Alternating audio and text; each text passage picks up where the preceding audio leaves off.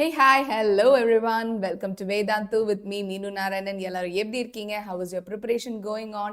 Half an exam is over. So, அதனால ஒரு ரெஸ்ட்ல stop பண்ணி, பாஸ் பண்ணி, வெக்கேஷன் என்ஜாய் பண்ணலாம், கிறிஸ்மஸ் என்ஜாய் பண்ணலாம், நியூ இயர் என்ஜாய் பண்ணலாம் அப்படிங்கிற மோடுக்கு போகாம நாம பப்ளிக் எக்ஸாம் வரைக்கும் தொடர்ந்து இதே மாதிரி மோட்டிவேட்டடாக படிச்சுட்டு இருக்கிறதுக்காக we have come with a series of important questions videos. History நிறைய questions பார்த்தாச்சு, geography நிறைய questions பார்த்தாச்சு. Now we are stepping into civics and economics. So welcome to the session with Meenu Narayanan, your social science tutor.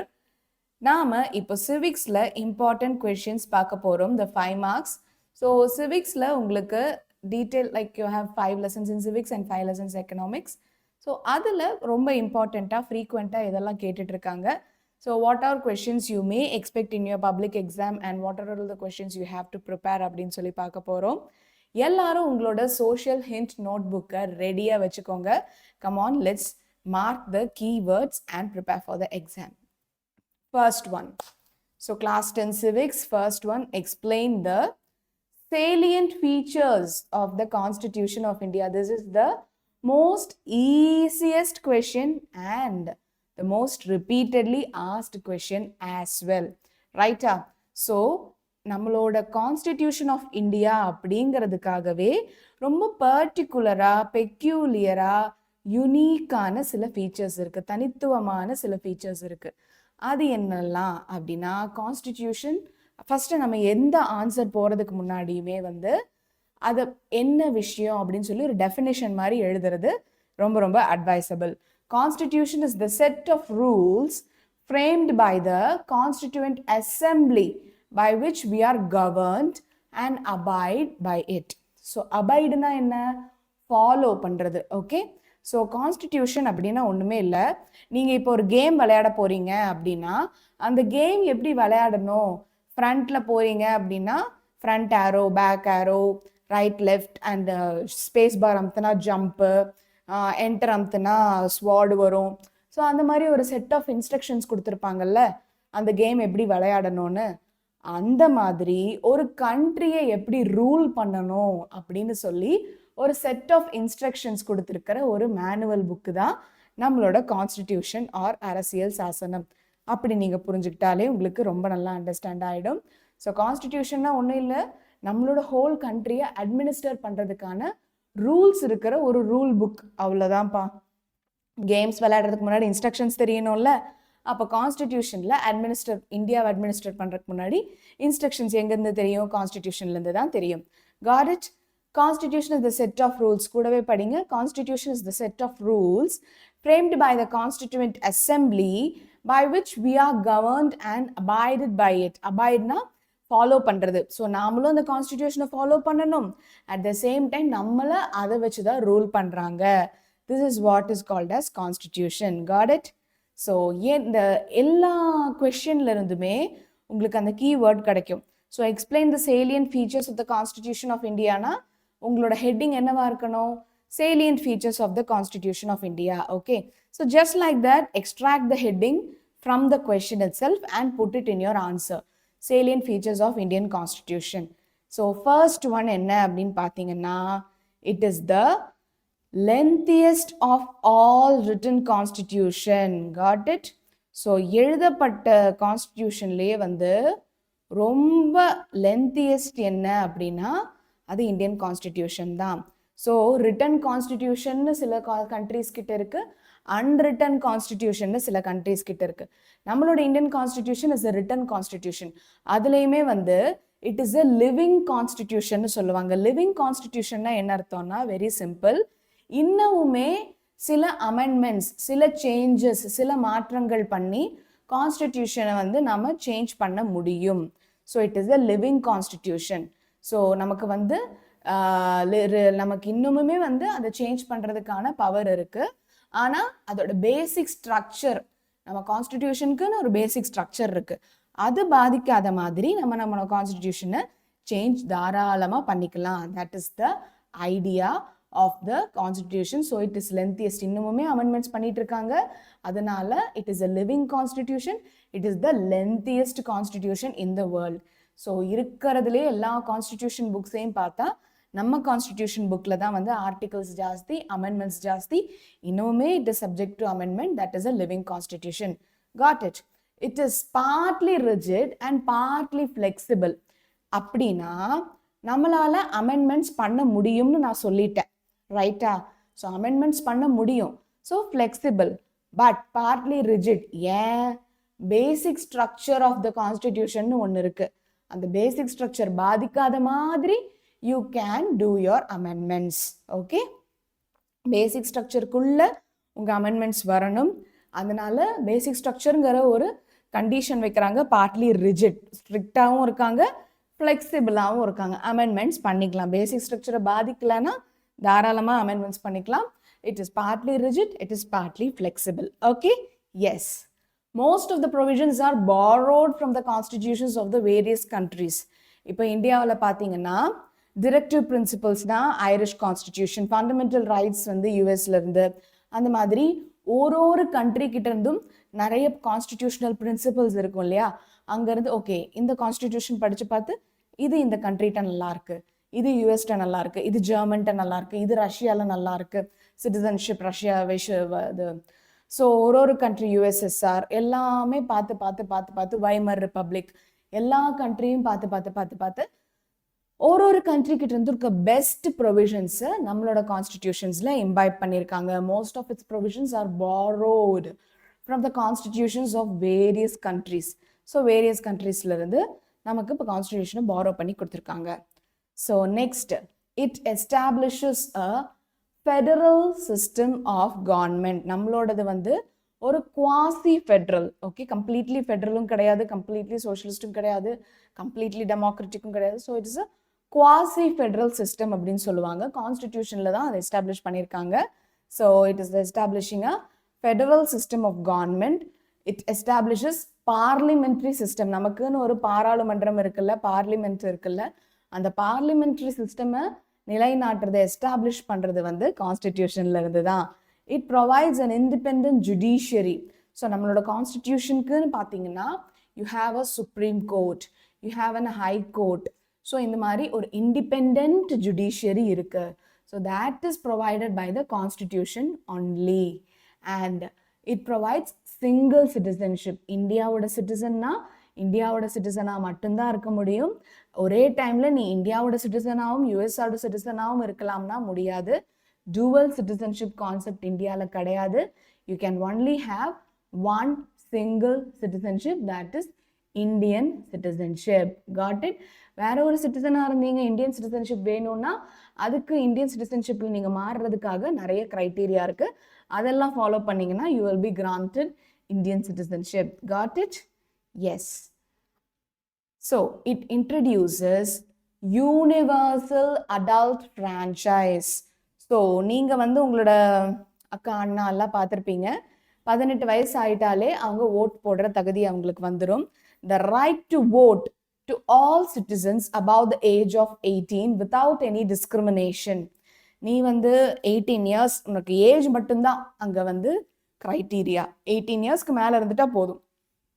நீ வந்து படிச்சியா படிக்கலையா, நீ வந்து இந்த கேரளாக்காரங்களா தமிழ்நாடுக்காரங்களா வேற ஸ்டேட்டா, ஒன்றுமே, என்ன ஸ்டேட், என்ன ரிலீஜியன், என்ன குவாலிஃபிகேஷன், இந்த மாதிரி எந்த ஒரு கொஸ்டினும் கேட்காம, எந்த ஒரு பாகுபாடும் பார்க்காம, என்ன ஒரு டிஸ்கிரிமினேஷனும் பண்ணாமல் ஒரு யூனிவர்சல் அடல்ட் ஃப்ரான்ச்சைஸ் அப்படிங்கிற பிரின்சிபலை கொண்டு வரது நம்ம சிட்டிசன்ஷிப்பில் இருக்கிற universal adult franchise constitution principle தான்.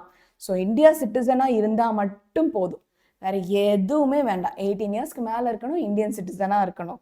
மற்றபடி நீ என்ன ரிலீஜியனாக இருந்துட்டு போ, என்ன ரீஜனில் பிறந்துட்டு போ, என்ன படிச்சியா படிக்கலையா, நீ ஆனா பொண்ணா, ஒன்றுமே கேட்க மாட்டாங்க. Like you have no discriminations, only that you should be an Indian citizen and also you should be over 18 years of age and you have the right to vote. That is called as universal adult franchise. இது எங்க இருந்து வந்திருக்கு? நம்ம கான்ஸ்டிடியூஷன்ல இருந்து தான் வந்திருக்கு. It makes special provision for minorities, scheduled castes, scheduled tribes, etc. So minorities, அதாவது நம்ம ஹிந்துஸ் வந்து நம்மளோட இந்தியாவில் நிறைய பேர் இருக்கோம் அப்படின்னா மைனாரிட்டிஸ் யாரு? So minorities will be your Muslims and Christians. Scheduled caste, scheduled tribes. So scheduled caste na yaru? Scheduled caste SC, scheduled tribes ST ன்னு சொல்லுவோம் இல்லையா? ஸோ அவங்கெல்லாம் தான். So scheduled caste, scheduled tribes, minorities இவங்க எல்லாருக்குமே வந்து ஒரு ஸ்பெஷல் ப்ரொவிஷன் கொடுத்துருக்காங்க கான்ஸ்டிடியூஷன்ல. Got it guys? Yes? Okay fine. So ஒரு தடவை குயிக்காக என்னெல்லாம் இந்தியன் கான்ஸ்டிடியூஷனோட முக்கியத்துவம் வாய்ந்த salient featuresன்னு பார்த்தலாமா? Yes, salient features of the Indian Constitution. First கான்ஸ்டிடியூஷனா என்னன்னு டிஃபைன் பண்றோம். கான்ஸ்டிடியூஷனா என்னன்னு சொல்லி ஒரு கேம் ஆடுறதுக்கு முன்னாடி ஒரு ரூல்ஸ் இன்ஸ்ட்ரக்ஷன் படிப்போம் இல்லையா? அந்த மாதிரி நம்ம கண்ட்ரியை ரூல் பண்றதுக்கு முன்னாடி ஒரு செட் ஆஃப் ரூல்ஸ் படிக்கிறோம். அந்த புக் தான் constitution. Constitution is the set of rules framed by the Constituent Assembly by which the country is governed and we abide by it. Got it? Easy? Yes.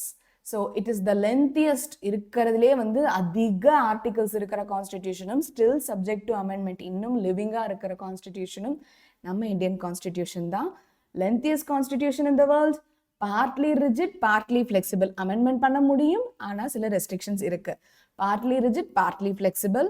Most of its provisions are borrowed from various countries.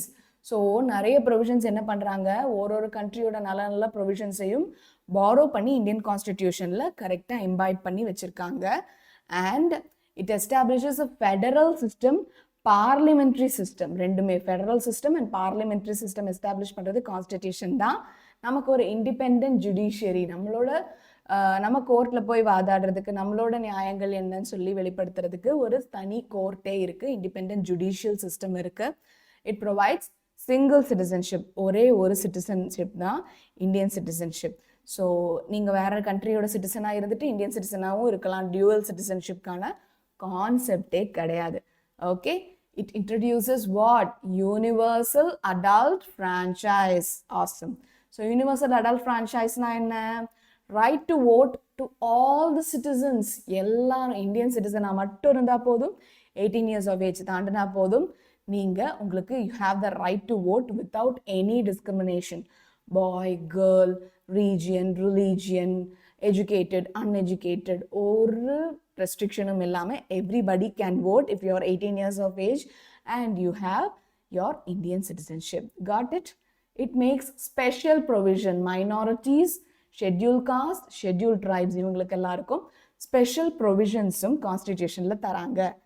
Okay, yes. So this is about the salient features of constitution. எல்லாருக்கும் கிளியரா புரிஞ்சுதா? Yes, super. Describe the powers and functions of the high court. Okay, so ஸ்டேட்லயே வச்சு பெரிய court எது? High court. Central லெவல்ல பெரிய court supreme court. Okay, அந்த high கோர்ட்டுக்கு என்னெல்லாம் பவர்ஸ் இருக்கு, என்னெல்லாம் ஃபங்க்ஷன்ஸ் இருக்குன்னு கேட்குறாங்க. High court is the highest court in the state. இப்படியே எழுதி வச்சுக்கோங்க. ஸோ ஸ்டேட்டை பொறுத்த வரைக்கும் ஹையஸ்ட் யாரு? நம்ம ஹை கோர்ட் தான். Every high court consist of a chief justice. So high கோர்ட்டுன்னு எழுதி ஒரு ஆரோ மார்க் போட்டு ரைட் சீஃப் ஜஸ்டிஸ், அப்புறம் அதர் ஜட்ஜஸ். யார் அப்பாயிண்ட் பண்ணுறாங்க? ஹைகோர்ட் ஜட்ஜஸையும் சீஃப் ஜஸ்டிஸையும் பிரசிடென்ட் தான் அப்பாயிண்ட் பண்ணுறாரு. Okay, so please write it down. High court, chief justice and other judges appointed by president. High court is the highest court of the state. Easy தானே? புரிஞ்சுது தானே? The court enjoys the following jurisdiction. So இந்தந்த கட்டங்களுக்குள்ள வரவங்களை high court வந்து case என்னன்னு சொல்லி விசாரிக்க அவங்களுக்கு ஒரு உரிமை இருக்கு. First one, original jurisdiction. இந்த question repeatedா கேட்டுட்டு இருக்காங்க. Let's understand what is what. Original jurisdiction. The High Court can hear the cases such as matters like admiralty, probate, and matrimonial contempt of court, and in criminal cases. So, அந்த ஸ்டேட்டுக்குள்ள இருக்கிற marriage, divorce and criminal cases இது எல்லாமே வந்து கேட்டு அதுக்கான வந்து தீர்ப்பு தரதுக்கு ஹைகோர்ட்டுக்கு full உரிமை இருக்கு. That is original jurisdiction. Appellate jurisdiction. As court of appeal, all high courts appeal in the civil and criminal cases and also of their own. So உங்களுக்கு நீங்க அப்பீல் பண்றீங்க இல்லையா ஹைகோர்ட்ல, ஸோ உங்களுக்கு சிவில் கேசஸாக இருக்கட்டும், மக்களுக்குள்ள பிரச்சனை, கிரிமினல் கேசஸாக இருக்கட்டும், எல்லாத்துலேயுமே வந்து ஹைகோர்ட்டுக்கு ஜட்ஜ்மெண்ட் தரதுக்கு ஃபுல் உரிமை இருக்கு. Original jurisdiction and appellate jurisdiction. Writ jurisdiction.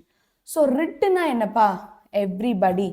ரிட்னா ஒன்றும் இல்லை, நமக்குன்னு சில ஃபண்டமெண்டல் ரைட்ஸ் இருக்குல்ல, அந்த ஃபண்டமெண்டல் ரைட்ஸ் நமக்குன்னு சில உரிமைகள் இருக்கு.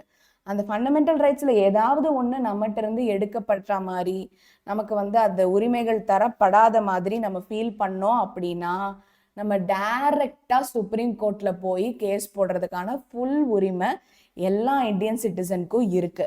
புரிஞ்சுதா? ஸோ அதுதான் வந்து ஆர்டிக்கிள் 32ல சொல்லியிருக்காங்க. So you have your article 32. அந்த ஆர்டிக்கிள் 32ல தான் வந்து இந்த ரிட்ஸ் பற்றி சொல்லுவாங்க. என்னெல்லாம் ரிட்ஸ் இருக்குன்னா, ப்ளீஸ் இதெல்லாம் கொஞ்சம் லாட்டின் நேம்ஸு எழுதி பார்த்தீங்கன்னா உங்களுக்கு கண்டிப்பாக புரிஞ்சிடும். Habeas corpus, mandamus, prohibition, quo warranto, certiorari. Okay, so இதெல்லாம் தான் ரிட்ஸ். ஸோ இந்த மாதிரி அடிப்படைகளில் நம்மளோட ஃபண்டமெண்டல் ரைட்ஸ் ப்ரீச் ஆயிடுச்சுன்னா நம்ம தாராளமாக கேஸ் போடலாம். அந்த கேஸை டீல் பண்ணி ஜட்ஜ்மெண்ட் கொடுக்கறதுக்கு சுப்ரீம் கோர்ட்டுக்கும் ஹைகோர்ட்டுக்கும் ரெண்டுக்குமே ஃபுல் ரைட்ஸ் இருக்கு. Writ jurisdiction. Writs are issued by the High Court not only for the enforcement of fundamental rights but also where an ordinary legal right has been infringed. தடுக்கப்பட்டாலும். Okay, so fundamental ரைட்ஸை enforce பண்ணுறதுக்கு மட்டும் இல்லை, ஏதாச்சும் நம்மளோட உரிமைகள், நமக்கு தர வேண்டிய உரிமைகள் தடுக்கப்பட்டாலும் நம்ம ரிட்ட கேஸை ஃபைல் பண்ணலாம். ஓகே, ஹைகோர்ட் வந்து அதுக்கு ஜட்ஜ்மெண்ட் கொடுக்கறதுக்கு ஃபுல் உரிமை இருக்கு under article 32 of the Indian constitution. Okay, so என்னெல்லாம் ரிட்ஸ் இருக்கு ரிப்பீட் பண்ணுங்க எல்லாரும். Habeas corpus, okay, mandamus, prohibition, quo warranto, certiorari. 5. ஓகேயா? ஸோ இந்த ரிட்ஸில் நமக்கு என்னெல்லாம் ஃபண்டமெண்டல் ரைட்ஸ் ப்ரீச் ஆன, நமக்கு ஏதாவது தடுக்கப்பட்டுச்சு அப்படின்னு ஃபீல் பண்ணோம்னா தாராளமாக கேஸ் ஃபைல் பண்ணலாம். Okay, supervisory jurisdiction. High Court has the power of superintendence over all courts and tribunals except military courts. So military courtsல மட்டும் நம்ம வந்து போய் ஜட்ஜ்மெண்ட் தர முடியாது ஹைகோர்ட்னால. அது வந்து சென்ட்ரல், அதாவது சுப்ரீம் பார்த்துக்கும். ஹைகோர்ட்க்கு வந்து அந்த பவர் இல்லை. பட் மற்றபடி அந்த ஸ்டேட்ல இருக்கிற எல்லா கோர்ட்டு, சின்ன வில்லேஜ் பஞ்சாயத்துலேருந்து டிஸ்ட்ரிக்ட் கோர்ட்லேருந்து எல்லா கோர்ட்லேயும் போய் ஜட்ஜ்மெண்ட் கொடுக்கவோ இல்லை அந்த ப்ரொசீடிங்ஸை அட்டென்ட் பண்ணவோ எல்லா ரைட்ஸும் இருக்குது ஹைகோர்ட்டுக்கு. அண்ட் அவங்க டிஸ்ட்ரிக்ட் கோர்ட்டில் ஏதாச்சும் ஒரு ஜட்ஜ்மெண்ட் கொடுத்துட்டாங்கன்னா அதை படித்து திருத்தங்கள் செஞ்சு ஒரு ஜுடிஷியல் ரிவ்யூ கொடுக்கறதுக்கும் கம்ப்ளீட் ரைட்ஸ் இருக்குது ஹைகோர்ட்டுக்கு. அந்த ஸ்டேட்டை பொறுத்த வரைக்கும் ஹைகோர்ட் தான் கெத்து. ஓகேங்களா? ஸோ மிலிட்ரி கோர்ட்டில் மட்டும் அவங்களுக்கு எந்த உரிமையும் இல்லை. High court has an administrative power. So நிறைய அவங்களுக்கு ஆட்சி பண்ணுறதுக்கான எல்லா சக்திகளும் இருக்குது. Its law is binding on all subordinate courts functioning within its territorial jurisdiction. இதுதான் ரொம்ப இம்பார்ட்டன்ட்.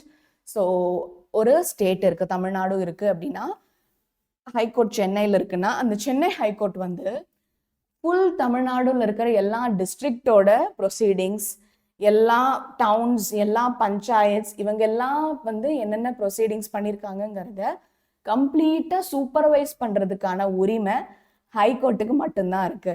ஸோ அந்த ஸ்டேட்டை பொறுத்த வரைக்கும் high court is the top and supreme court மாதிரி. ஹைகோர்ட் தான் ஸ்டேட்டை பொறுத்த வரைக்கும் full and full deciding authority. ஒரு டிசிஷன் வந்து இப்போ நம்மளோட கோர்ட்லேயே வந்து ஒரு டிசிஷன், ஒரு தீர்ப்பு தந்துட்டாங்க, நமக்கு சாட்டிஸ்ஃபைடாக இல்லை அப்படின்னா நம்ம தாராளமாக ஹைகோர்ட்டுக்கு போய் அதே கேஸை திருப்பி படித்து எனக்கு நியாயம் கொடுங்கன்னு கேட்கலாம். அதை சூப்பர்வைஸ் பண்ணுறதுக்கான உரிமை ஹைகோர்ட்டுக்கு இருக்கு. புரிஞ்சுதா? Yes, it is consulted by the governor in the matters of appointment, posting and promotion, grant of leave, transfers, the disciplines of court of record. Okay, so court of record na என்னப்பா? Yes, இங்க பாருங்க, everybody please note it down. Court of record. So court of record அப்படின்னா you have நம்ம daily ஆஃபீஸ்லலாம் meeting நடக்குதுன்னு வைங்களேன், minutes அப்படின்னு சொல்லி ஒருத்தர் நோட் பண்ணி வைப்பார். Minutes of the meeting.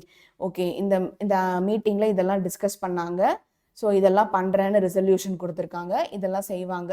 கடைசியில் இத்தனை பேர் இதுக்கு ஓட் பண்ணாங்க, கடைசியில் இத்தனை பேர் இதுக்கு ஓட் பண்ணாங்க அப்படின்னு சொல்லி அந்த மீட்டிங்கில் எல்லாம் நடந்ததோ அதை மினிட்ஸ்ன்னு எழுதி வச்சுப்பாங்க. அந்த மாதிரி ஹைகோர்ட்டில் என்னெல்லாம் கேஸ் நடந்தது, யாருக்கு அந்த தீர்ப்பு சொல்லப்பட்டுச்சு, எந்த டேட்டில் நடந்தது, அந்த மாதிரி ஃபுல் அண்ட் ஃபுல் எல்லா டெசிஷன்ஸையும் ரெக்கார்ட் பண்ணி வச்சுருப்பாங்க. அதுதான் வந்து court of record. Okay, so court of record is a book which contains the recordings of all the proceedings which has been carried out in the high court. So high court oda என்னெல்லாம் நடந்ததுங்கிறத வந்து கம்ப்ளீட்டாக record பண்ணி வச்சுருப்பாங்க. that is called as court of record. All the decisions and decrees issued by the high court are printed and kept as a record for future needs. So என்ன decide பண்ணாலும் சரி, என்ன தீர்ப்பு கொடுத்தாலும் சரி, என்ன டிசிஷன்ஸ் அண்ட் டிக்ரீஸ், தீர்ப்புகள் and முடிவுகள், இது எல்லாத்தையுமே வந்து பிரிண்ட் பண்ணி சேஃபாக ஒரு கோர்ட் ஆஃப் ரெக்கார்டுன்னு போட்டு வச்சுருப்பாங்க. எதுக்கு?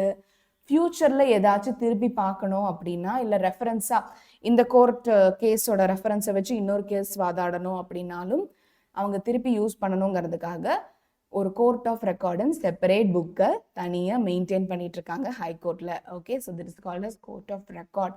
ஸோ இது நீங்கள் ப்ளீஸ் நோட் பண்ணிக்கோங்க, 2 மார்க்ஸில் கேட்க நிறைய சான்ஸ் இருக்குது. ஓகே, இந்த 2 point. Yes, judicial review. What is judicial review? நான் சொல்லியிருக்கேன்ல, ஒரு ஸ்டேட்டில் நடக்கிற கேஸை வந்து என்ன தீர்ப்பு அவன் கொடுத்துட்டாலும் கூட திருப்பி அதை ரிவ்யூ பண்ணி ஜட்ஜ்மெண்ட்டை மாற்றி கொடுக்கறதுக்கான பவர் வந்து ஹைகோர்ட்டுக்கு இருக்கு. To examine constitutionality of legislative enactments and executive orders of both central and state governments. So இப்போ நீங்கள் வந்து அந்த ஸ்டேட்டை பொறுத்த வரைக்கும் ஏதாச்சும் ஒரு கேஸ் நடந்திருக்கு, அந்த டிஸ்ட்ரிக்டில் சாட்டிஸ்ஃபைடு இல்லை அப்படின்னா ஹைகோர்ட்டில் போய் you can have a discussion and உங்களுக்கு சாதகமாக தீர்ப்பு வரவும் சான்ஸ் இருக்குது. This is one part. So already judgment கொடுத்துருந்தாலும் they can review their judgments. That is the power. இன்னொன்று பார்த்தீங்க அப்படின்னா, இப்போ கான்ஸ்டிடியூஷன் இருக்குல்ல, இந்தியன் கான்ஸ்டிடியூஷன், அதில் ஏதாச்சும் ஒரு ப்ரொவிஷன் உங்களுக்கு வந்து சாட்டிஸ்ஃபைடாக இல்லைன்னா அந்த ப்ரொவிஷன் மேலே கூட நீங்கள் கேஸ் போடலாம். அப்போது சுப்ரீம் கோர்ட் வந்து அதை படித்து பார்த்துட்டு ஓகே இந்த சேஞ்சஸ் பண்ணலாம், பேசிக் டாக்ட்ரின் பேசிக் ஸ்ட்ரக்சரை வந்து இது பாதிக்கலை, அதனால இந்த சேஞ்சஸ் பண்ணலான்னு சொல்லி அமெண்ட்மெண்ட்ஸ் பண்ண சான்சஸ் இருக்குது. So that is called as judicial review. Okay, so ஜட்மெண்ட்டையும் ரிவ்யூ பண்ணலாம். ஓகேங்களா? எஸ். ஸோ சுப்ரீம் கோர்ட்டுக்கு என்னெல்லாம் பவர் இருக்குது, ஹை கோர்ட்டுக்கு என்னெல்லாம் பவர் இருக்குது? ஸோ ஹை கோர்ட் பார்த்தீங்கன்னா ஸ்டேட்டை பொறுத்த வரைக்கும் it is the highest court. Chief justice and other judges யார் அப்பாயிண்ட் பண்ணுறாங்க? பிரசிடென்ட். அண்ட் என்னெல்லாம் ஜூரிஸ்டிக்ஷன் இருக்குது? Original, appellate, writ, supervisory. Okay, so original ஜூரிஸ்டிக்ஷனில் வந்து admiralty, probate, matrimonial, contempt of court and criminal cases, இது எல்லாத்தையுமே வந்து டிஸ்கஸ் பண்ணலாம். And also civil and criminal கேசஸை வந்து அப்பல்லட் ஜூரிஸ்டிக்ஷனில் டிஸ்கஸ் பண்ணலாம். அண்ட் ரிட் ஜூரிஸ்டிக்ஷன் பார்த்தீங்கன்னா என்னெல்லாம் ரிட்ஸ் இருக்கு? Habeas corpus, mandamus, prohibition, quo warranto, certiorari. இந்த எல்லா ரிட்ஸுக்கும் இடையில நமக்கு ஃபண்டமெண்டல் ரைட்ஸ் பிரீச் பண்ணப்பட்டா writs are issued by the high court. அந்த ஸ்டேட் ஹைகோர்ட்டில் நீங்கள் போய் தாராளமாக கேஸ் போடலாம். Not only for the enforcement of the fundamental rights, எங்களுக்கு வந்து ஃபண்டமெண்டல் ரைட்ஸ் என்ஃபோர்ஸ் ஆகலை அப்படிங்கிறதுக்காக மட்டும் இல்லை, but also where an ordinary legal right has been infringed. So உங்களுக்கு உங்களோட தர வேண்டிய ரைட்டை வந்து இன்ஃப்ரிஞ்ச் பண்ணிட்டாங்க, தடுத்துட்டாங்க அப்படின்னாலும் நீங்கள் தாராளமாக கேஸ் போடலாம் under article 32 of the Indian constitution under the writ jurisdiction of the high court. Okay, yes. Supervisory jurisdiction. So அந்த ஸ்டேட்டை பொறுத்த வரைக்கும் எல்லா courts on all courts and ட்ரைபியூனல்ஸில் வந்து, ட்ரைபியூனல்ஸ்னால் ஒன்றும் இல்லை, சிறப்பு நீதிமன்றம்னு சொல்லுவாங்க. ஒரு பர்டிகுலர் கேஸ்க்காக மட்டும் அந்த நீதிமன்றத்தை கூட்டியிருப்பாங்க. ஸோ அதில் வந்து மற்ற கேசஸை நீங்கள் போய் வாதாட முடியாது. ஸோ அந்த ட்ரைபியூனல்ஸ்லேயும் சரி, எல்லா கோர்ட்லேயும் சரி, டிஸ்ட்ரிக்ட் கோர்ட், வில்லேஜ் கோர்ட் எல்லாத்துலேயுமே வந்து தாராளமாக ப்ரொசீடிங்ஸை கவனிக்கவோ இல்லை தீர்ப்பை மாற்றி கொடுக்கவோ ரைட்ஸ் யாருக்கு இருக்குது? நம்ம ஹைகோர்ட்டுக்கு இருக்குது. அந்த ஹைகோர்ட் தான் வந்து ஸ்டேட்டோட அட்மினிஸ்ட்ரேட்டிவ் யூனிட் மாதிரி. அதோட it is law is binding on the subordinate with alls functionality on all the courts of its territorial jurisdiction. So அந்த ஸ்டேட்டுங்கிற ஒரு ஜூரிஸ்டிக்ஷன் டெரிட்டரியை பொறுத்த வரைக்கும் ஹையஸ்ட் பவர் யாருக்கு? ஜுடிஷியல் பவர் ஹைகோர்ட்டுக்கு தான் இருக்குது. ஸோ நான் சொன்னேன் இல்லையா, டிஸ்ட்ரிக்ட் கோர்ட்டுங்களோட like you have like Tirunelveli ஒரு கோயம்புத்தூர் இங்கே மாதிரி ஒரு டிஸ்ட்ரிக்டில் வந்து உங்களுக்கு ஒரு ஜட்மெண்ட் கொடுத்துட்டாங்க, யூ ஆர் நாட் சாட்டிஸ்ஃபைட்னா தாராளமாக சென்னை ஹைகோர்ட்டில் போய் நீங்கள் கேஸ் ஃபைல் பண்ணி உங்களோட ஜட்மெண்ட் உங்களுக்கு ஃபேவரபுளாக வரதுக்கும் வாய்ப்புகள் இருக்குது. That is under the supervisory jurisdiction of the high court. Okay, it is consulted by the governor in the matters of appointment, posting and promotion, grant of leave, transfers and disciplines of court of record. So உங்களுக்கு வந்து இப்போ வந்து ஏதாச்சும் appointment, posting, promotion, leave இதெல்லாமே high court வந்து governor consult பண்ணிட்டு பண்ணுவாங்க. And court of record maintain பண்ணுவாங்க. கோர்ட் ஆஃப் ரெக்கார்ட்னா என்ன? All the decisions and decrees. Please note this point everybody. இந்த ஈனுங்கிற பாயிண்ட் இருக்கு இல்லையா, வெரி வெரி இம்பார்ட்டன்ட். ஓகே, இது 2 மார்க்ல கேட்க சான்ஸ் இருக்கு. புக் இன்டீரியர் கொஸ்டினா 2 மார்க்ல ஒரு தடவை கேட்டிருக்காங்க. All the decisions and degrees issued by the high court are printed and kept as a record for the future needs. Okay, என்ன முடிவுகள் என்ன தீர்ப்புகள் ஹைகோர்ட்ல தந்தாலும் அதை பிரிண்ட் பண்ணி ஃபியூச்சர் நீட்ஸுக்காக கோர்ட் ஆஃப் ரெக்கார்டுன்னு சொல்லி தனியாக செப்பரேட்டாக வச்சிருக்காங்க. This is an important question. Judicial review na enna? To examine the constitutionality of the legislative enactments and executive orders of both central and state governments. So அந்த ஸ்டேட்டை பொறுத்த வரைக்கும் என்னென்ன டிசிஷன்ஸ், என்னென்ன தீர்ப்புகள், என்னென்ன டிகிரீஸ் கொடுத்தாங்களோ அதை வந்து திருப்பி ரிவ்யூ பண்ணி பார்க்கறதுக்கும், கான்ஸ்டிடியூஷன்ல ஏதாவது கேஸ் போட்டாங்கன்னா அதை ரிவ்யூ பண்ணி பார்க்கறதுக்கும் பவர் இருக்கு ஜுடிஷியல் ரிவ்யூ மூலமா. Got it everybody? These are all the powers and functions of the High Court of the state. Okay? Yes. So நம்ம ஹைகோர்ட்னா என்னன்னு பார்த்தாச்சு, அதோட பவர்ஸ் அண்ட் ஃபங்க்ஷன்ஸ் என்னன்னு பார்த்தாச்சு, salient features of Indian Constitution பார்த்தாச்சு. Hope you are very clear with all this. So civicsல 2 important question பார்த்தாச்சு. இதே ஜோஷோட சூப்பரா நாம எக்கனாமிக்ஸ்ல important questions பார்த்துடலாம். Are you all ready guys?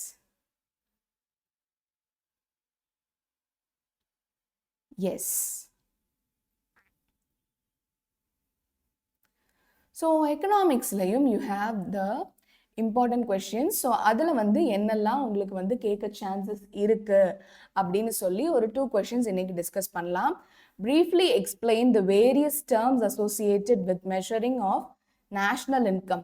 So national income measure பண்ணுறதுக்கு என்னெல்லாம் டேர்ம்ஸ் இருக்கு. ஸோ இது வந்து ரிப்பீட்டடாக நான் வந்து கொஷின் பேப்பர்ஸில் பார்த்துட்டு இருக்கிற கொஷின் தான். ஜிஎன்பினா என்ன? Cross national product. So GNP-ங்கிறது ஒண்ணுமே இல்லை. Please note it down everybody. It is the total value of goods and services produced and income received by the domestic residents of the country. So national அப்படினாலே என்ன? ஒரு கண்ட்ரிக்குள்ள இருக்காங்கல்ல, அவங்க produce பண்ண goods and services ஓட total value தான் வந்து GNP. Repeat it, எல்லாரும் என் கூடவே சேர்ந்து படிங்க. It is the total value of goods and services produced and income received by the domestic residents of a country. அந்த கண்ட்ரிக்குள்ள இருக்கிற எல்லாரும் அவங்களோட goods and services, அவங்க சம்பாதிக்கிறது எல்லாத்த வேல்யூவும் கால்குலேட் பண்றது தான் வந்து gross national product. So within the country. Okay. So it includes the profit earned by capital invested abroad. So நான் வந்து இங்கே ஒர்க் பண்ணுறேன், அதாவது நான் இந்தியன் சிட்டிசன் தான், ஆனால் நான் வந்து யூஎஸில் ஒர்க் பண்ணுறேன் அப்படின்னா என்னோட இன்கம் அப்ராடில் இருக்கிற இன்கமும் வந்து கிராஸ் நேஷ்னல் ப்ராடக்டில் வரும். ஓகே, ஸோ நான் இந்த கண்ட்ரியில் இருக்கேன். Please note it down. இந்த இங்கே சின்ன ஒரு சேஞ்ச் வரும் கிராஸ் டொமஸ்டிக் ப்ராடக்டில். ஸோ அதுக்காக please note it down everybody. Total value of goods and services. Okay, so produced and income received by the domestic. ஸோ இங்கே பாருங்கள், கூட்ஸ் அண்ட் சர்வீசஸ் நம்ம ப்ரொடியூஸ் பண்ணுறோம், இன்கமும் நமக்கு கிடைக்குது. ஓகே, ஸோ இந்த ரெண்டுமே வந்து இன்க்ளூட் ஆகிறது எங்கள் ஜிஎன்பியில். நம்ம வந்து நெட் ஃபேக்டர் இன்கம் அப்ராடும் இருக்குது, விச் மீன்ஸ் உங்களுக்கு வந்து நீங்கள் ஒரு Indian citizen but you have your profits. Okay, நீங்கள் அப்ராடில் ஒர்க் பண்ணுறீங்க, அப்ராடில் வந்து உங்களுக்கு கேபிட்டல் இன்வெஸ்ட்மெண்ட், அங்கே ஒரு லேண்ட் வாங்கியிருக்கீங்க, அங்கேருந்து உங்களுக்கு ரெண்ட் வந்துட்டுருக்கு, இந்த மாதிரி என்னென்ன உங்களுக்கு ப்ராஃபிட்ஸ் அப்ராட் கிடைக்குதோ அதுவும் இன்க்ளூட் ஆகும். So that is cross national product. நீங்கள் இந்தியன் சிட்டிசன் பட் உங்களுக்கு அப்ராட்லேருந்து இன்கம் வருதுன்னா அதுவும் இன்க்ளூட் ஆகும். நீங்கள் இந்தியாக்குள்ளே ப்ரொடியூஸ் பண்ண கூட்ஸ் அண்ட் சர்வீசஸோட வேல்யூவும் இன்க்ளூட் ஆகும். அதுதான் வந்து உங்களோட gross national product. Please note this point. GNP is equal to C, consumption, I, investment, G, goods, government expenditure, plus exports minus imports plus net factor income abroad. Is the formula. C plus I plus G plus X minus M plus net factor income abroad or NFIA. Simple. நாம என்னெல்லாம் செலவு பண்ணி வாங்குறோம், consumption. நாம என்னெல்லாம் நமக்கு உள்ள வருது, இன்கம். நாம என்னெல்லாம் கவர்மெண்ட் நமக்கு என்னெல்லாம் எக்ஸ்பென்சஸ் பண்ணுது. ஸோ இது எல்லாமே வந்து செலவுகளில் வந்துடும். எக்ஸ்போர்ட் நாம வந்து நம்ம கண்ட்ரிலேருந்து வெளியே அனுப்புறது நமக்கு வந்து ஒரு செலவு தான். And it is also a income also. So எக்ஸ்போர்ட்டும் வந்துடும், இம்போர்ட்டை மைனஸ் பண்ணிடுறோம். ப்ளஸ் அதர் சொல்லியிருக்கேன் இல்லையா, இந்த கண்ட்ரியில் இருந்தாலும் வேற கண்ட்ரிலேருந்து நமக்கு கிடைக்கிற ப்ராஃபிட்ஸ் எல்லாமே நெட் ஃபேக்டர் இன்கம் அப்ராடு இன்க்ளூடட்னு இது எல்லாம் சேர்த்தது தான் கிராஸ் நேஷ்னல் ப்ராடக்ட். கிளியரா? C plus I plus G plus X minus M plus net factor income abroad. This is called as GNP. இதில் ஒரு சின்ன சேஞ்ச் வரும், GDPல net factor income abroad வராது. Okay, yes. Gross domestic product பாருங்க. It is the value of output and services produced by the factors of production within the geographical boundaries of the country. Okay, இதுதான் இங்கே important point. நீங்கள் கண்ட்ரிக்குள்ளேயே நீங்கள் என்னெல்லாம் produce பண்ணுறீங்களோ அதுவும் கண்ட்ரிக்கு வெளியே என்ன ப்ரொடியூஸ் பண்ணுறீங்களோ அதுவும் சேர்த்துனது யாரு? GNP. Okay, net factor income அப்ராடும் சேர்த்தி வரும். ஆனால் GDPல டொமஸ்டிக் கண்ட்ரிக்குள்ள என்ன ப்ரொடியூஸ் பண்றீங்களோ அது மட்டும்தான் வரும். So GDP is equal to GNP, full GNP minus net factor income abroad. அப்படின்னா என்ன அர்த்தம்?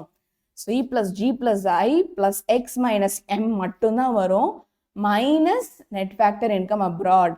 நெட் ஃபேக்டர் இன்கம் அப்ராட் அதுல இருந்து எடுத்துருவாங்க. நம்ம இந்தியாவுக்குள்ள என்னெல்லாம் ப்ரொடியூஸ் பண்றோமோ அது மட்டும் வரது கிராஸ் டொமஸ்டிக் ப்ராடக்ட்.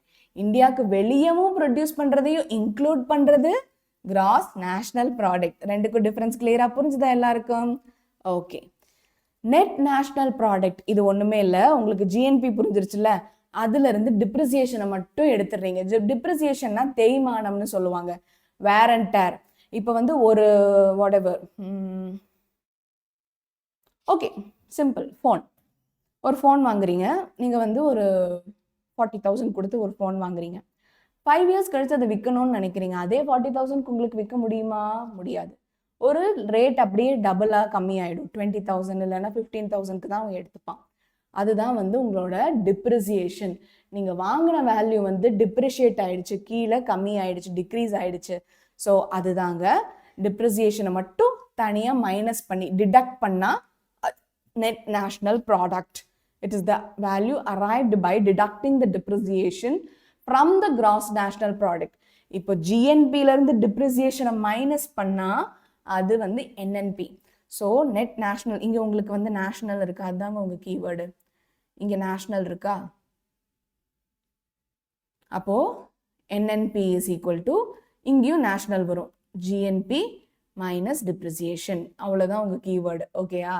அப்போ நீங்களே சொல்லுங்க, இங்க வந்து நெட் டொமஸ்டிக் ப்ராடக்ட் NDPன்னு இருந்ததுன்னா GDP மைனஸ் டிப்ரிசியேஷன். அவ்வளோதான், சிம்பிள். ஓகே, ஸோ NNPனா கிராஸ் நேஷனல் ப்ராடக்ட்ல இருந்து டிப்ரிசியேஷன் மைனஸ் பண்ணும். ஓகே, NDPனா GDPல இருந்து டிப்ரிசியேஷனை மைனஸ் பண்ணணும். அவ்வளோதான், super easy, super simple. I are able to understand this? Okay, it is the value deducted by the depreciation deducted from the GDP. So NDP na GDP minus depreciation. NNP na GNP minus depreciation. So NNP na ennan புரிஞ்சிருச்சு, GDP GNP na ennan புரிஞ்சிருச்சுல. So GDP GNP, NNP NDP. Clear everybody? 4 concept, important concepts. Per capita income very important, 2 markல கேட்பாங்க. Please எல்லாரும் இதை note பண்ணிக்கோங்க. இந்த slide அப்படியே எழுதி வச்சுக்கோங்க. It is obtained by dividing the national income by the population of a country. So உங்க கண்ட்ரியோட full national income இருக்கும்ல, அதை வந்து கண்ட்ரியோட பாப்புலேஷனை வச்சு டிவைட் பண்றது தான் per capita income. அதாவது ஒரு தனி மனிதனோட இன்கம் என்ன அப்படின்னு சொல்லி இதை வச்சு நம்ம டிட்டர்மைன் பண்ணிக்கலாம். ஸோ ஃபுல் நேஷனல் இன்கமையும் பாப்புலேஷனையும் டிவைட் பண்ணால் இண்டிவிஜுவலாக ஒருத்தன் எவ்வளோ சம்பாதிக்கிறான்னு ஆவரேஜாக தெரிஞ்சுக்கலாம். இந்த பர் கேபிட்டா இன்கம் எதை டிசைட் பண்ணுது அப்படின்னா ஒரு கண்ட்ரியோட லைஃப் ஸ்டைல் எப்படி இருக்கு. This per capita income is also called as the indicator of the lifestyle of a country அப்படின்னு சொல்றாங்க. So it is the lifestyle indicator as well. Okay, per capita income is obtained by the division of national income divided by population, PCI. Per capita income is equal to NI, national income divided by population. எழுதிக்கோங்க, national income divided by population அழகா ஒரு box போட்டு வச்சுக்கோங்க. So in the above construct, C is equal to consumption, I is equal to investment, G is equal to government expenditure. இது எல்லாத்தையும் C plus I plus G plus X minus M நம்மளோட national income formula நமக்கு ஞாபகம் இருக்குன்னு நினைக்கிறேன். இது எல்லாத்தையும் தான் நேஷனல் இன்கம் சொல்றாங்க. எதால டிவைட் பண்றாங்க? பாப்புலேஷனால. NFIA என்ன? Net factor income earned from abroad. டிப்ரிசியேஷனா wear and tear expenses. Wear and tear எக்ஸ்பென்சஸ்னா என்னன்னு சொல்லியிருக்கேன் உங்களுக்கு. அதோட தேய்மானம் நடக்குது. அந்த ஃபோனோட வேல்யூ 40,000 20,000 குறையுது. That is called as depreciation. எல்லாமே கிளியரா புரிஞ்சுதா எல்லாருக்கும்? Yes. So next we are going to personal income. It is the total money or income received by all the individuals of a country from all possible sources before the direct taxes. Direct tax na என்னப்பா? இப்போ நான் ஒரு individual, okay, மீனு. So நான் வந்து earn பண்றேன் ஒரு income. அந்த இன்கம் வந்து இன்கம் டேக்ஸ். இப்போ நான் வந்து என்னோட இன்கம் வந்து ஓகே சே இப்போ நான் வந்து ஈஸியாக இருக்கிற மாதிரியே சொல்கிறேன். ஸோ இப்போ நான் வந்து ஒரு 50,000 ஏர்ன் பண்ணுறேன்னு வச்சுக்கோங்க. ஸோ 50,000 ஏர்ன் பண்ணுறேன் அப்படின்னா அதில் 10% இன்கம் டேக்ஸாக யூஸ் பண்ணணும். 10% இன்கம் டேக்ஸாக நான் வந்து கவர்மெண்ட்டுக்கு கட்டணும்னு எக்ஸாம்பிள் வச்சுக்கோங்க. It is not the slab actually. இது கரெக்டான ஸ்லாப் இல்லை. எக்ஸாம்பிளுக்கு சொல்கிறேன். 50,000 ஒருத்தங்க ஏர்ன் பண்ணுறாங்க. அவங்க வந்து அந்த 50,000 ஏர்ன் பண்ணுறதுலேருந்து மந்த்லி 10% கவர்மெண்ட்டுக்கு இன்கம் டேக்ஸாக கொடுக்கணும்னா அந்த இன்கம் டேக்ஸ் யார் மேலே இம்போஸ் ஆகிருக்கு? என் மேலே. நான் இன்கம் ஏர்ன் பண்ணுறேன், நான் தான் அதுக்கான இன்கம் டேக்ஸ் கட்டணும். அந்த 10%, ஓகே. ஸோ அந்த இன்கம் டேக்ஸ் தான் வந்து டைரக்ட் டேக்ஸ். இப்போ புரிஞ்சுதா எல்லாருக்கும்? எஸ். ஸோ டைரக்ட் டேக்ஸ்னால் என்ன? டைரக்டாக ஒரு பர்சன் மேலே இம்போஸ் ஆகிருக்கிற டேக்ஸ். ஓகே. இப்போ அந்த டைரக்ட் டேக்ஸ் எடுத்துட்டோன்னு வைங்களேன். Yes, by so it is the total money income received by all the individuals of a country from all possible sources before direct taxes. அப்படின்னா அந்த 10,000 சாரி 50,000 சொன்னால 50,000ல 10% என்னப்பா 5,000 வருமா? எஸ். ஸோ அந்த 5,000 50,000லேருந்து மைனஸ் பண்ணிட்டா எவ்வளோ வரும்? 45,000 வருமா? அந்த 45,000 தான் என்னோட பர்சனல் இன்கம்.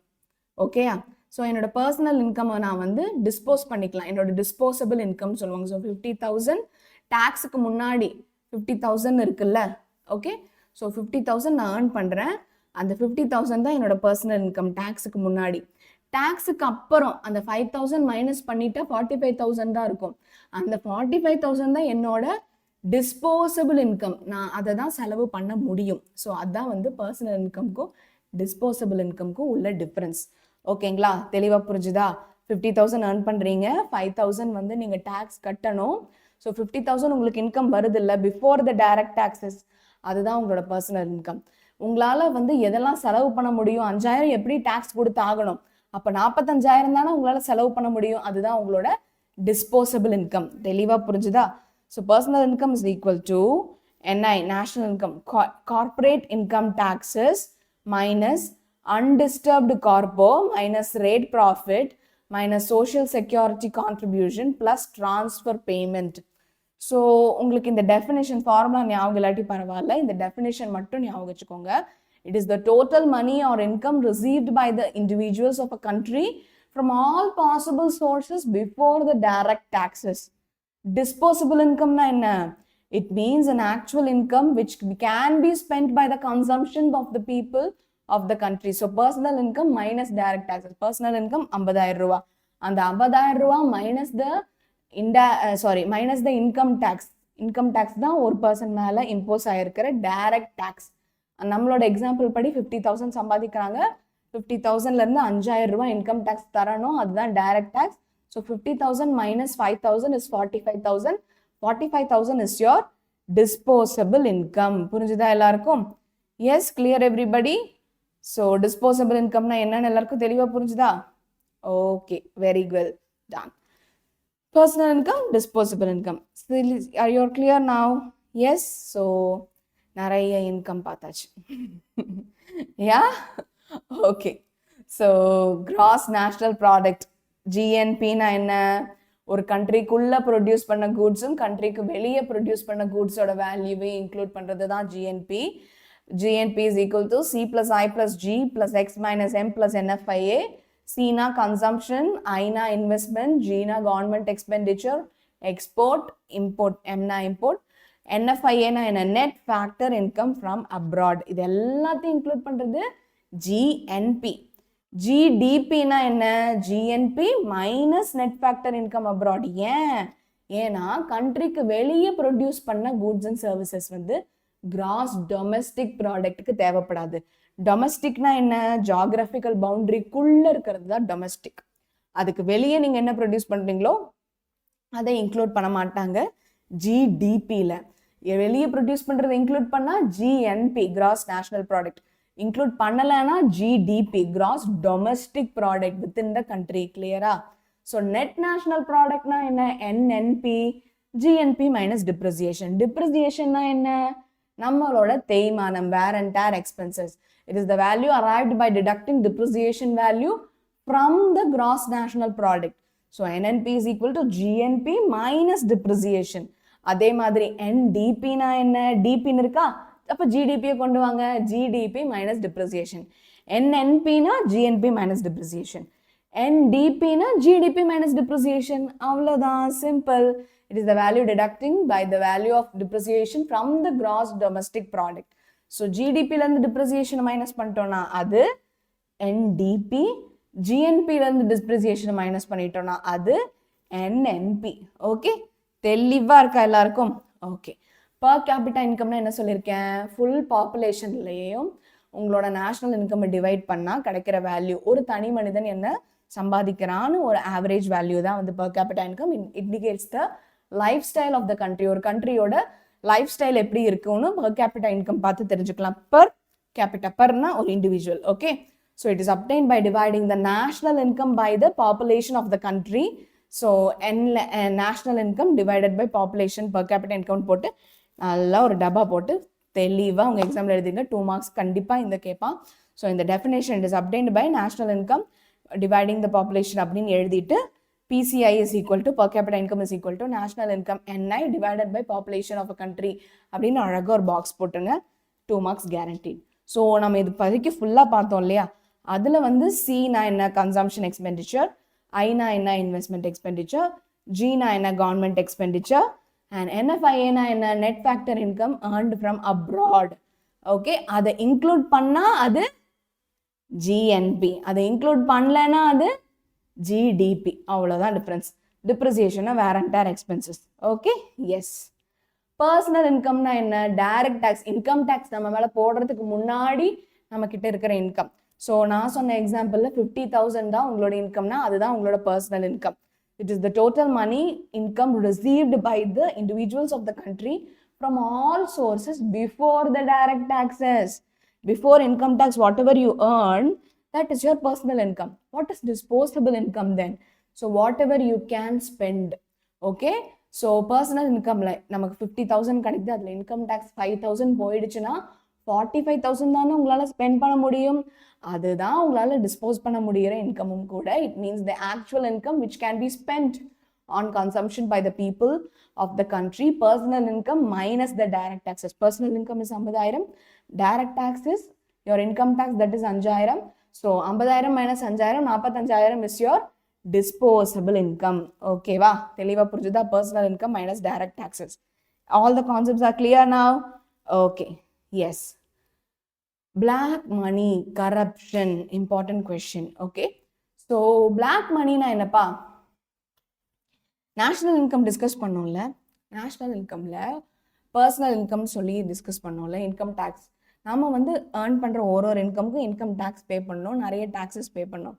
அந்த டேக்ஸஸ் பே பண்ணாமல் நம்ம இன்கம்மை கம்மியாக காமிச்சோன்னு வைங்களேன். ஸோ நான் இவ்வளோ தான் ஏர்ன் பண்ணுறேன், நான் இப்போ வந்துட்டு 5 லட்சம் ஏர்ன் பண்ணிவிட்டு 50,000 தான் ஏர்ன் பண்ணுறேன்னு சொல்லி கம்மியாக காமிச்சா என்னோட இன்கம் கம்மியாகும், நான் பே பண்ண வேண்டிய டேக்ஸ் கம்மி. எஸ், ஸோ அதுதான். அப்போ நான் பாக்கி கட்ட வேண்டிய டேக்ஸ் கொஞ்சம் இருக்கு இல்லையா?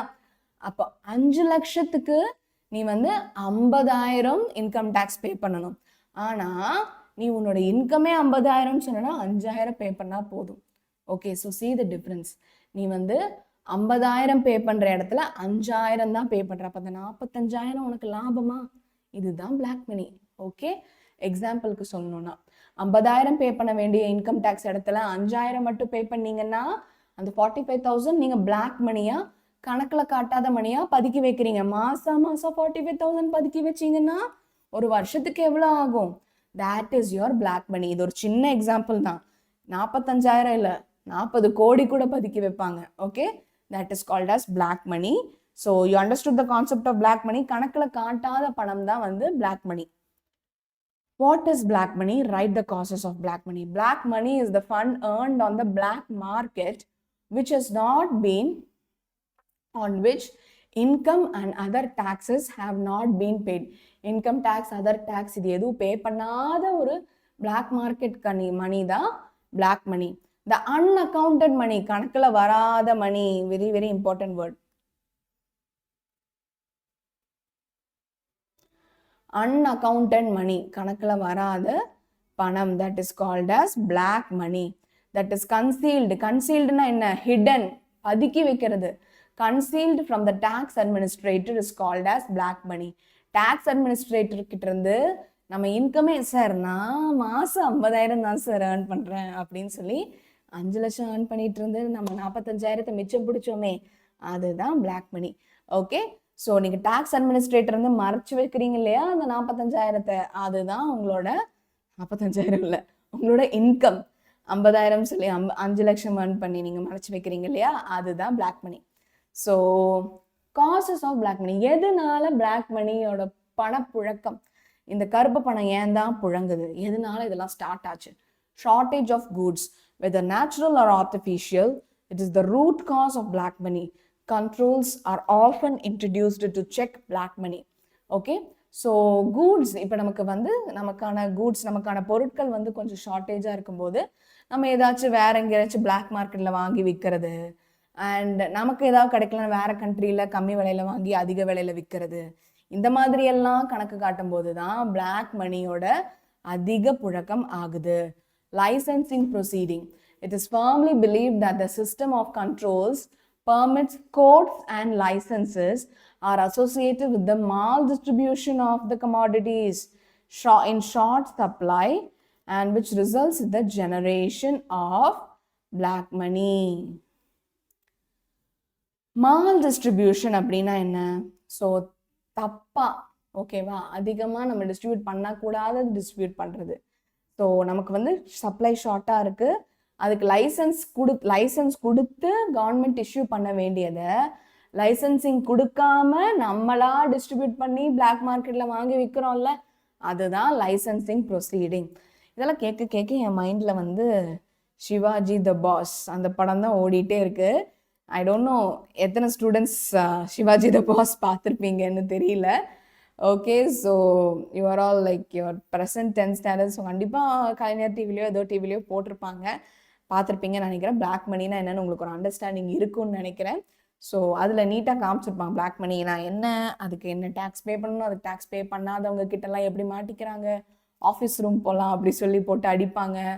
அதுக்கப்புறம் வந்து அவங்களோட இன்கம் எல்லாம் வந்து வேற ஒரு பேனாமிங்கிறத பினாமின்னு ஆயிடுச்சு, வேற ஒருத்தங்களோட அக்கௌண்ட்டில் போட்டு வச்சுருப்பாங்க, அது எல்லாமே காமிச்சிருப்பாங்க. ஸோ அதெல்லாம் தான் causes of black money. Okay, contribution of the industrial sector. Industrial sector has been the major contributor to black money. So industries தான் ரொம்ப காசே. என்னன்னா, for example, the controller of public limited companies try to buy commodities at the amount and pockets the difference personally. ஓகேவா, அந்த controller of the public limited companies. So public limited companies, அந்த இண்டஸ்ட்ரியோட கண்ட்ரோலரே இந்த கமாடிட்டிஸை வந்து கம்மி விலைக்கு வாங்கி அதிக விலைக்கு விற்று டிஃபரன்ஸை வந்து தன்னோட பேக்கெட்குள்ளே போட்டுக்கலாம்னு நினைக்கிறாரு. அங்கே தான் பிளாக் மணி ஸ்டார்ட் ஆகுது. So industrial sector major contribution, controller of the public limited industries என்ன பண்ணுறாங்க, கம்மி விலைக்கு வாங்கி லோ ப்ரைஸஸில் கமாடிட்டிஸ் வாங்கி ஹை ப்ரைஸில் billing and get them bill that high amounts and pockets the difference amount பர்சனலாக அவங்க எடுத்து வச்சுக்கிறாங்க. That is an important cause. Smuggling, Ayan படம். ஓகே, ஸோ ஸ்மக்லிங் அயன் பார்த்துருக்கீங்களா? அந்த diamonds, gold, computer products, drugs இது எல்லாத்தையும் ஸ்மகிள் பண்ணுவாங்க இல்லையா, நாடு கடத்துவாங்க இல்லையா, பண்ணக்கூடாது பட் பண்ணாங்கல்ல. It is also one major source of black money. When India had a rigid system of exchange controls, precious metals like gold and silver, textiles and electronic goods were levied with a heavy excise duty. Okay, ஒரு கண்ட்ரிலேருந்து இன்னொரு கண்ட்ரிக்கு gold, silver, textile, electronic குட்லாம் customs duty நீங்கள் pay பண்ணி தான் எடுத்துகிட்டு போகணும். பே பண்ணாமல் பதுக்கி எடுத்துகிட்டு போனால் அதுதான் ஸ்மக்லிங், அதுதான் பிளாக் மணிக்கான இம்பார்ட்டண்ட்டான cost. Okay, yes, bringing these goods by evading the authorities கண்ணில் மண்ணை தூவிட்டு எடுத்துட்டு வராங்க இல்லையா, அதுதான் smuggling. Tax structure, when the tax rate is high, more black money is generated. அதுவும் ஒரு important point. நானே எப்படியோ 5 லட்சம் சம்பாதிக்கணும், அதில் 50,000 நான் டேக்ஸாக கொடுக்கணுமா, போக முடியாது, போ டேக்ஸ் ரேட் ரொம்ப ஹையாக இருக்குது அப்படின்னு நினச்சி தான் அவன் வந்து இன்கம்மை கம்மியாக காட்ட ஆரம்பிக்கிறான். when the tax rate is high, more black money is generated. Okay, so tax rate high ஆக நம்ம black moneyயும் high ஆயிட்டே இருக்கு. Yes, so இதுதான் வந்து tax structure ஒரு important reason. Tax structure, smuggling, contribution of the industrial sector, licensing, producing and shortage of goods. இது அஞ்சுமே வந்து causes of black money. புரிஞ்சுதா எல்லாருக்கும்? black moneyனா என்ன? It is earned on the black market which has been other income taxesல கட்டாம நம்ம earn பண்ற காசு, which has not been paid, income tax pay பண்ணாம கட்டுற காசு, unaccounted money, கணக்குல காட்டாத மணி தான் black money. And that has been concealedனா என்ன? ஒதுக்கி வைக்கிறது, ஒளிச்சு வைக்கிறது, hidden from the tax administrator is called as a black money. Okay, and causes of black money என்னெல்லாம் உங்களுக்கு goods shortage-ஆ இருக்கு, natural, artificial, black market, இது எல்லாமே வந்து black money-யோட causes. அதே மாதிரி உங்களுக்கு வந்து கம்மியாக கிடைக்குதுன்னு சொல்லி கம்மி விலையில வாங்கி அதிக விலையில விற்பீங்கல்ல, அதுவும் லைசன்ஸ் இல்லாமல், that is licence proceeding. And இண்டஸ்ட்ரீஸ்லையும் நிறைய பண்ணுறாங்க. அந்த controller of the public limited இண்டஸ்ட்ரீஸே கம்மி விலையில வாங்கி அதிக விலையில, இந்த பாயிண்ட் நோட் பண்ணுங்க. Controller of the public limited companies, please repeat after me. Controller of the public limited companies tries to buy commodities at low prices and get them billed at high prices and pockets the difference personally. கம்மி விலைக்கு வாங்கிட்டு அதிக விலைக்கு வித்துட்டு அதுல வர டிஃபரன்ஸை அவர் பாக்கெட்ல போட்டுக்கிறாரு. அதுவும் பிளாக் மணி தானே? எஸ். ஸ்மக்லிங் நான் சொன்னல, அயன் படம் சொன்னல. ஸோ இந்த gold, silver, textiles, electronic goods இதெல்லாமே heavy customs and excise duty pay பண்ணி தான் வேற கண்ட்ரிலேருந்து இன்னொரு கண்ட்ரிக்கு கொண்டு வரணும். அப்படி கொண்டு வராம bringing these goods by evading the authorities, அந்த authorities கரெக்டான customs and excise duty tax pay பண்ணாம கொண்டு வந்தோம்னா அதுதான் ஸ்மக்லிங். டேக்ஸ் ஸ்ட்ரக்சர், ஸோ இன்கம்க்கு வந்து உங்களோட 10% ஆஃப் த இன்கமும் நீங்கள் கொடுக்கணும். அப்போ இன்கம் டேக்ஸ் அதிகமாச்சு அப்படின்னா பிளாக் மணியும் அதிகமாகுது. when the tax rate is high, the black money is also generated. So 5 lakhs, நான் திருப்பி அதே எக்ஸாம்பிள் தான் சொல்லிட்டு இருக்கேன் ஈஸியாக புரியணுங்கிறதுக்காக. 5 lakhs இன்கம்க்கு பதிலாக எனக்கு 50,000 தான் இன்கம்னு காமிச்சா நீ வந்து 50,000 இன்கம் டேக்ஸ் பே பண்ணுறதுக்கு 5,000 இன்கம் டேக்ஸ் பே பண்ணால் போதும். அப்போ அந்த 45,000 நீ லாபமாக பிடிக்கிறியா, அதுதான் பிளாக் மணி. ஸோ 5 lakhsக்கே நீ 45,000 லாபம் பிடிக்கலான்னு பார்க்குறேன்னா அவன் 50 கோடி சம்பாதிக்கிறவன்லாம் என்ன பண்ணுவான், அவன் எவ்வளோ லாபம் பார்ப்பான், அதுதான் பிளாக் மணி. ஓகே, ஸோ இந்த tax rate is high, the black money is also generated in huge amounts. Okay, so everybody clear with the black money and causes of black money?